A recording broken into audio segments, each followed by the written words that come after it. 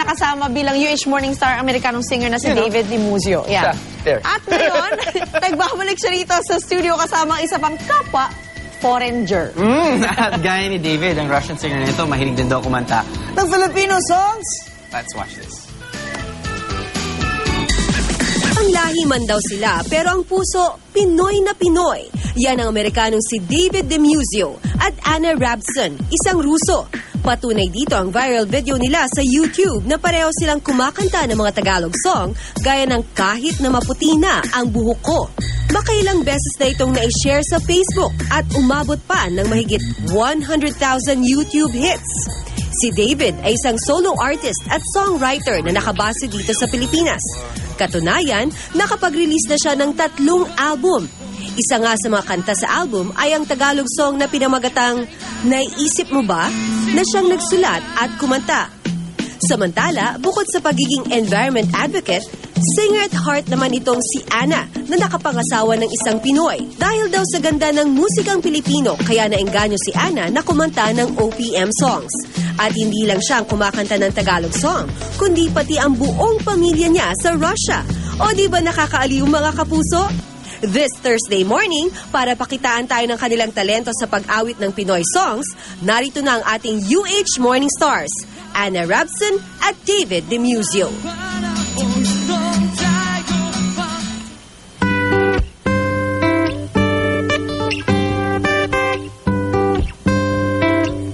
Kung tayo ay matanda na, sana'y di tayo magbago.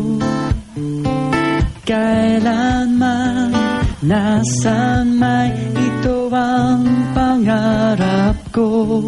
Makuha mo pa kayang ako'y akan at yakapin.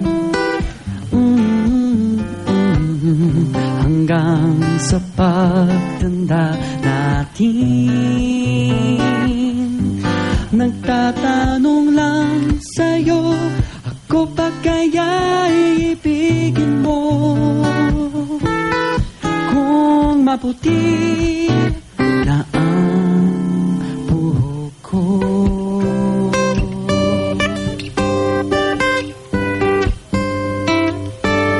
Pagdating ng araw, ang iyong buhok ay puputi na rin.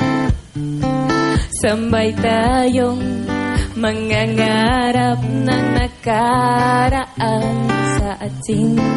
Ang nakalipas ay ibabalik natin.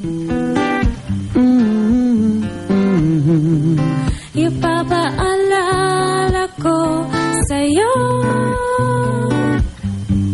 ang aking pangako na ang pag-ibig ko lagi sa'yo.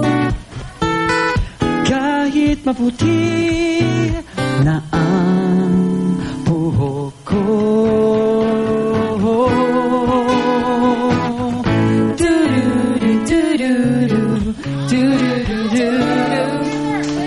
The Russian and American singing duo, David and Anna. Anna Rabson and, is it Dimuzio? Dimuzio. Yeah, Dimuzio.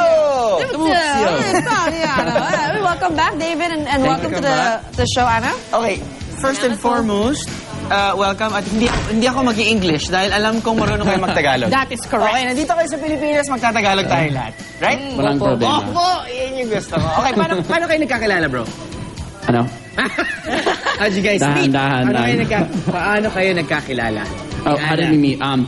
Actually from YouTube. Anna wrote me on my YouTube channel. Sorry, kailangan rin mag-Tagalog, bro. I'm just kidding. Okay, mag-wrote ako sa YouTube. Okay, it's via YouTube that you met each other. Opo. Alright. Sa totoo lang, Anna. Nag-inspired ako sa YouTube channel niya. Oo, so nag-email ako para sa inyo. And nag-reply siya. Gusto niya, mag-do it kami. Wow. Here we go. Natutuwa ako kasi 6 months pa lang sa Pilipinas si Anna. Ang galing niya mag-Tagalog. Dito ka na nakatira ngayon, Anna? Dito ka na nakatira ngayon? Oo, sa Cavite. Sa Cavite. Because ang asawa mo ay isang Pilipino. Anong pangalan niya ulit? Frederick Pelosi. Si Frederick, ayan dyan siya sa tabi. Talaga. Go, Papa. Ano yan? Ano yung nararamdaman nyo na yung mga Pilipino natutuwa na kinakanta nyo ang mga Tagalog songs? Nahirapan ako sa Tagalog mo, Mar. Oo nga. I'm actually trying to speak Tagalog. So how do you feel that a lot of Filipinos have reacted to your music video? Yeah, I mean, I've posted at least 100 Filipino songs, like on YouTube, you know, right. doing covers with a lot of different artists. So, I mean, it was really cool that this one happened to just take off in this really viral method, you know. So it's been crazy, like over, I think, it's at least 200,000 views in 1 week. So wow, yeah, it's been insane. And after this, dadami pa yan for sure. So, panoorin niyo po yung ano nila, yung song nila sa YouTube. Pwede silang kumanta rin ng Pusong Bato. Pusong Bato? Or Harlem Shake, or you know it. Why not? Kaya David and Anna, because of your love for our country, please accept this plaque as our token of appreciation. Can I thank a couple people real quick? Thank you so much. Because Sam Mengelbot is actually who edited our video. So thank you so much, Sam. Gomer and Carlo Rafanan, my guitar Luther, June Castro, who's going to set this up in just a minute. Diva Montalaba, Tito Rico, and Club Ozamas. So thank you very much. Parang Grammys to, I'll just thank everybody. All right, ladies and gentlemen, we give you back David and Anna.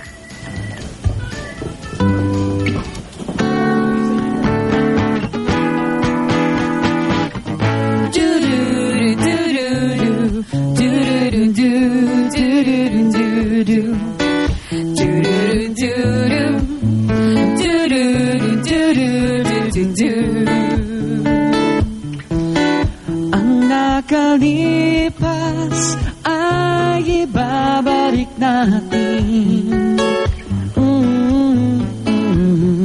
Ipapaalala ko sa'yo ang aking pangako na ang pag-ibig ko lagi sa'yo. Kahit maputi,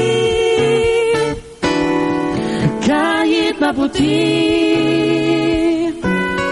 kahit maputi na